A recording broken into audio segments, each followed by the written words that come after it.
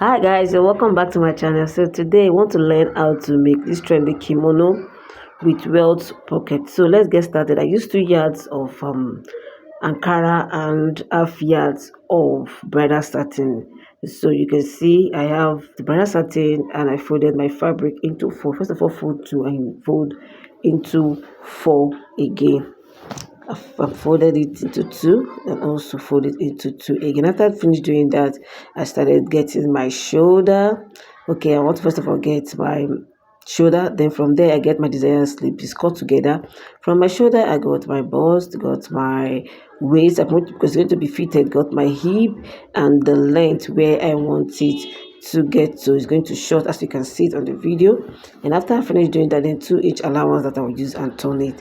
Then I started getting the measurement for the waist, the measurement for the hip. You divide by 4 because I folded it into 4. Then after I finished doing that, I got the measurement for my waist because it's 2 yards, so my bust already is almost then the hip. Then after I finished doing that, I now connect all of them together. That place from the beginning where the bust is, I'm going to get my sleeve. That's where my sleeve is going to stop because it's fitted, so there's no need to get my bust. I finished doing that, as you can see. Then I will now trim what I don't want off. After I finish doing that, I'll get to the neck. The neck, the width is 3, while the length is 5.5. And after I finish doing 5.5, I will drop a link on my down below where you can learn how to cut that kind of neck. You can see the back is 1.5, the back is 1.5. Then the front, I have to separate it because I've cut on the back. I will separate it, then I will now cut off the front. I've separated it. I didn't cut it well before on the side, so I've separated the fabric. After separating it, I will now make it well to get the neck. I'm trying to place it very well so that it will be neat while cutting the neck, because I'm doing a trending kimono neck v-neck, trendy kimono v-neck, where you can see the line where you can take the from the fifth. From there you measure 1 inch inside before you connect it to the shoulder. After you finish connecting to the shoulder, you see the way I will cut it off. Please don't forget to like, share and subscribe to my channel. You can see the way I'm cutting it from there. Then you do a little big block at the edge where you want it to see. After the way I curve my hand to cut, then you notch that place. See the way it's looking. After you finish doing that, you get your desire where you want your pocket to be. The welt pocket, I want to get the welt pocket where I want it to be. I want it to be on the 18th. That's where I'm measuring. Then you get your middle, the center of your fabric. You underline it because the welt pocket is in between. From there, you measure. You want the side where you want it to start. I'm going to do 3. You can do 3, you can do 4, you can do 5, anyhow you want to do it. So in my own case, I'm doing 3. After I finish doing that, you place it from there. Then you get your measurement, the main pocket measurement 5. From up there, you get 5. You can also do 6 or 7 depending how big the person is. So from the 18, I got 5 to where my pocket is going to stop. After I finish doing that, you will now get a straight line in between. See, I'm trying to get the straight line in between those marks. After I finish getting the straight line, you bring out the bridal satin. I've cut off 3 by 6. The length is 6, while the side is 3. As you can see, you now get it where you place it already marked before.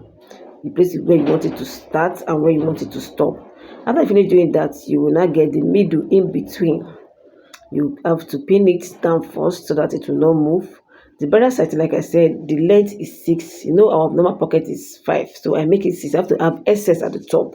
You see the reason why you have to have excess at the top.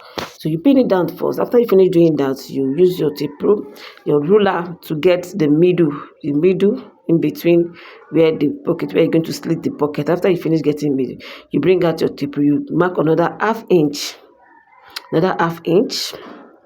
because you're going to open the middle. You get another half inch. You connect it. Then you connect. You mark it. Then you connect with your ruler. Then you go to your sewing machine. You sew on top of that line. You sew the top of that line, you sew the other one. You do the same thing on the other side. After you finish doing that, you sew on top of this line straight, you sew straight and leaving the middle open. After you finish doing that, if I finish sewing it, then you can mark notch in between. You open it in between where you're going to put in your hand. You open it in between. Then you see the way I'm doing it. You put your scissors inside and cut it. Cut it. Make sure that at the edge you make a V at the end. You don't have to cut it over the line. No, you just have to be very careful. You make a V so that it can turn in very well. You do the same thing at the other side. You get to that place, you notch, you get to that place. Don't, please be very careful. You have to make a V there. Don't make it past the line where you've marked. After you finish doing that, all this thing you are doing is at the front side of your fabric. Then you now push it inside. That's the back side of your fabric. Please, you need to listen attentively. You do the same thing at the other side. You push it inside, as you can see.